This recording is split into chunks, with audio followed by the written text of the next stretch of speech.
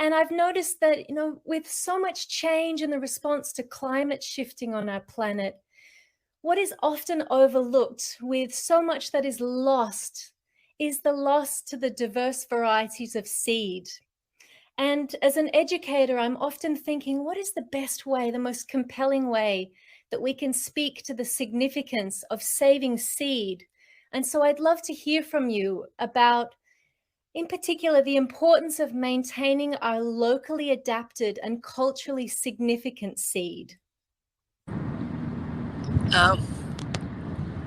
The analysts, I came to see the imperative to save seeds because I'd watched how the Green Revolution had created monocultures and destroyed the most fertile, productive land of Punjab.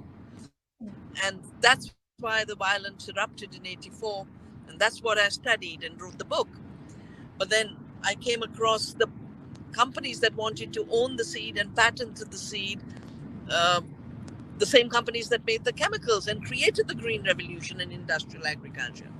Right. And I just knew that this would be an end to freedom. It would be an end to diversity. And we have watched since 92, when the first GMO commercial seeds were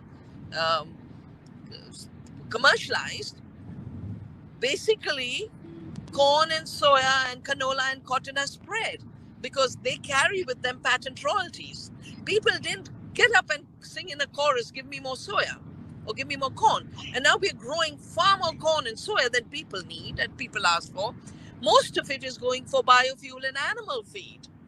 Right. There's this panic about the Ukraine war, but most of it is going for biofuel and animal feed. And both those things must be stopped. We don't need to divert precious food to biofuel. We don't need to divert precious grain to torture animals.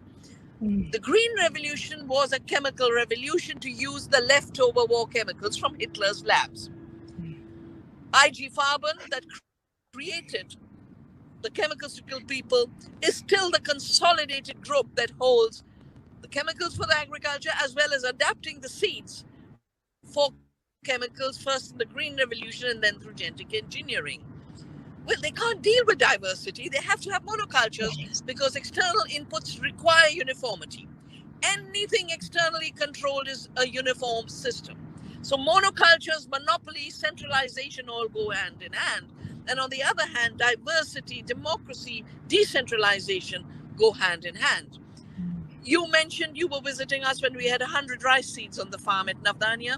We now grow 750 on the Navdanya Earth University farm, where I hope many of you will visit. We have an October course coming for the return to the earth, to the living seed, the living soil, living food, living economies, living democracies. But we have saved more than 4,000 varieties of rice across the different seed banks of India. And most importantly, some of these rice, we just saved everything. We were not discriminating. We were not racist for the seed. We said, if nature and our ancestors grew the seed, it has a value. We'll save it. Some of these seeds were salt tolerant. And after the cyclones, we have been able to grow back agriculture. Some of them were flood tolerant. Many are drought tolerant. India had evolved 200,000 rice varieties. But the idea that that there was no breeding till the chemical industry came into the seed system, I have learned through the work of Navdanya that actually that's not breeding.